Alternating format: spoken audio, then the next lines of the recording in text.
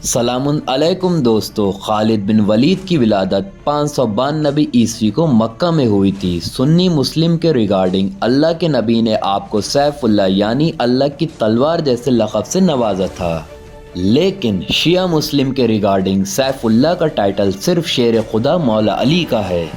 अक्सर लोग खालिद बिन वलीद को Alexander the great, Napoleon Bonaparte और जूलियस सीजर जैसे लोगों से भी महान बताते हैं।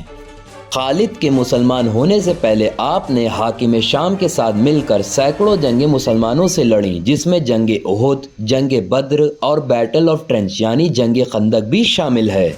जंगे उहुद में जब काफिरों ने पहाड़ी के पीछे से मुस्लिम्स पे हमला किया था तो वो मंसूबा भी खालिद का ही था। इस जंग में हमारे प्यारे नबी के दांत मुबारक भी टूट गए थे।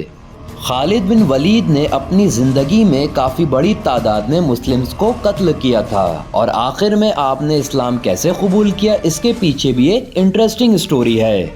खालिद बिन वलीद ख्वाब में देखता है कि वो दोज़ख की आग के किनारे खड़ा है और आपके वालिद अल वलीद अल मुगीरा आपको उस आग में धक्का देने की कोशिश कर रहे हैं, लेकिन अल्लाह के नबी आपको इस आग से बचा के ले आते हैं। जब खालिद बिन वलीद अपना ये ख्वाब अबू बकर को बताता है तो आप खालिद को इस्लाम कबूल करने की दावत देते हैं। तब खालिद अल्लाह के नबी की खिदमत में हाजिर होता है और इस्लाम कबूल कर लेता है। मुस्लिम बनने के बाद ही खालिद ने नबी के लिए जंगे मूता और जंगे हुनैन लड़ी। जंगे मूता मुस्लिम्स और रोम के ईसाइयों के बीच जॉर्डन नदी के किनारे लड़ी गई थी। इस जंग के बाद खालिद बिन वलीद को पूरी दुनिया जानने लगी और आपको ग्रेटेस्ट कमांडरों में जोड़ा जाने लगा।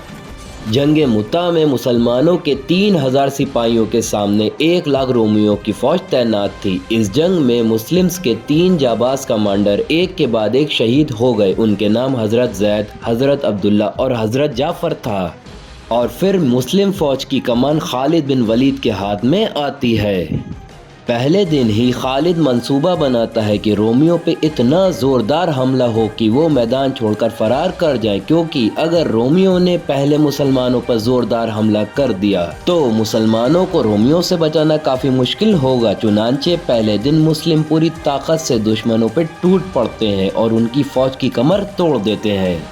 जंग के दूसरे दिन खालिद बिन वलीद अपनी फ़ौज की तरतीब पूरी तरह से बदल देता है और एक नई तरतीब कायम करता है। इसमें जो मुस्लिम सबसे आगे फाइट कर रहे थे उन्हें सबसे पीछे कर दिया जाता है। उल्टे हाथ वाली फ़ौज सीधे हाथ की तरफ और सीधे हाथ की फ़ौज उल्टी तरफ कर दी जाती है।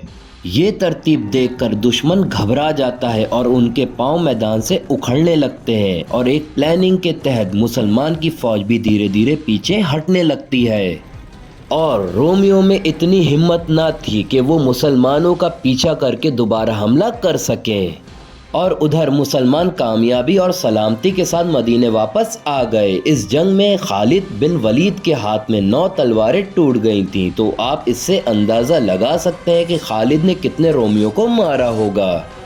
लेकिन खालिद बिन वलीद सिर्फ सुन्नी मुस्लिम में हीरो कैरेक्टर है। शिया मुस्लिम खालिद को ना हीरो मानते हैं ना ही सहाबी। लेकिन क्यों? एक बार अल्लाह के नबी खालिद को बनु जुदैमा कबीले के लोगों के पास भेजते हैं और खालिद से कहते हैं इस कबीले के लोगों को इस्लाम कबूल करने की दावत दो, लेकिन ये कबीला खालिद की इस दावत को मानने से इनकार कर देता है। बनु जुदैमा कबीले और खालिद के बीच कुछ ज़्यादा इख्तिलाफ हो जाता है। खालिद को इतना गुस्सा आता है कि इस कबीले के सैकड़ों अफराद को खालिद कत्ल कर देता है और दर्जनों को कैद कर लेता है। जब ये खबर अल्लाह के नबी के पास पहुंचती है तब आप अपने दोनों हाथों को बुलंद करके फरमाते हैं, या अल्लाह, खालिद के इस कत्ले आम से मेरा कोई लेना देना नहीं है, मैं इस जुर्म से बिल्कुल दूर हूँ। इसी तरह एक और वाक़या मालिक इब्ने नुमैरा का है, जिसे नबी ने बनु तमीम कबीले से ज़कात यानी टैक्स कलेक्ट करने का काम दिया रखा था। और मालिक इब्ने नुमैरा एक मुस्लिम और साहबाए रसूल में से था। नबी की मौत के बाद मालिक इब्ने नुमैरा इस्लाम के पहले खलीफा अबू बकर को टैक्स देने से इनकार कर देता है, क्योंकि वो अबू बकर को खलीफा मानने से इनकार कर देता है। तब अबू बकर खालिद बिन वलीद को मालिक के पास भेजता है, लेकिन टैक्स देने को लेके खालिद और मालिक के बीच में कहा सुनी शुरू हो जाती है।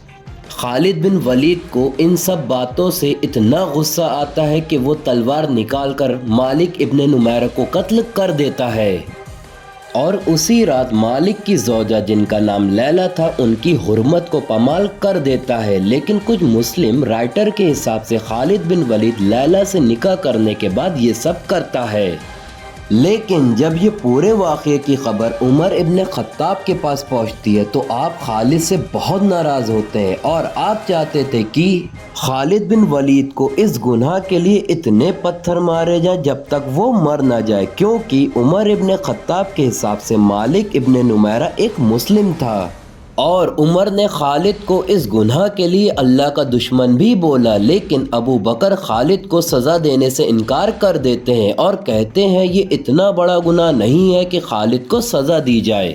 دوستو اب آپ کمنٹ سیکشن میں بتائیے، خالد بن ولید ایک ہیرو تھا یا ویلن؟